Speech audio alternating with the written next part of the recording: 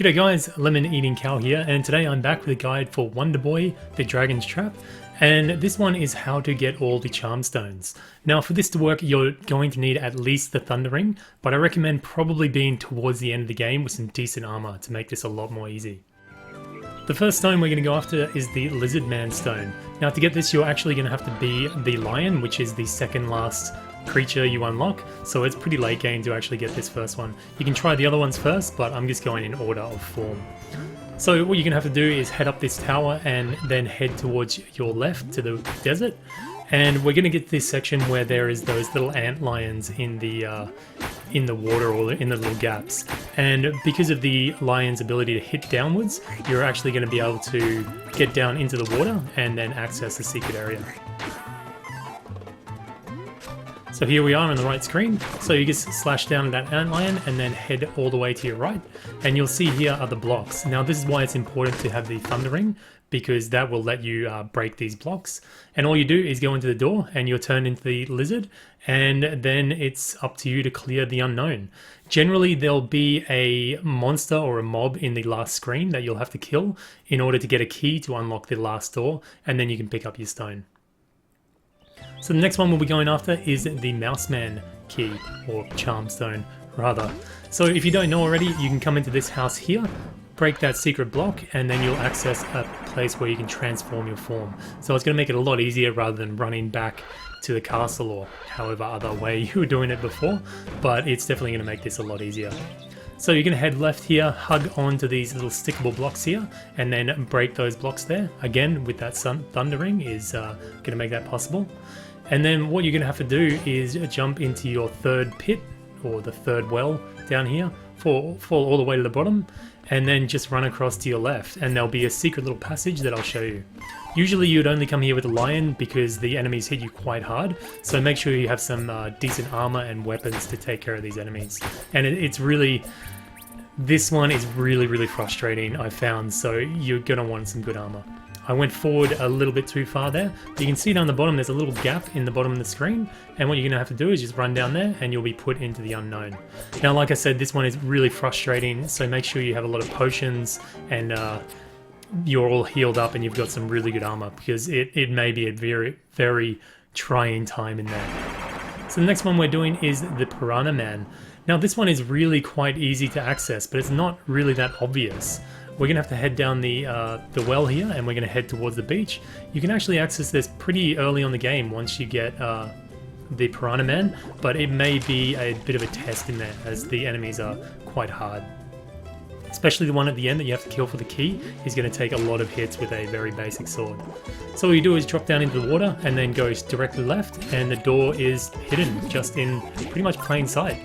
So you can see there's a lot of yellows and green crabs, and they do quite a bit of damage. I'm just getting smashed here.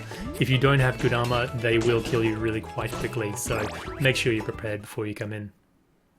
So the next one is the Lion Man Charmstone, and he's in much the same direction as we just head with the Piranha Man, but he's going to be a couple of screens on.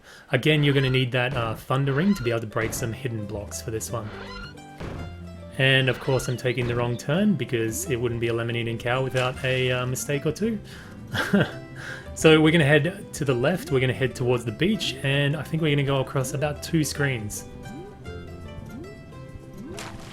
And again, by this point you should have some pretty good armor and weapons, but otherwise make sure you're geared up and you're healed up, because there's nothing worse than getting halfway through these tests and then dying at the end.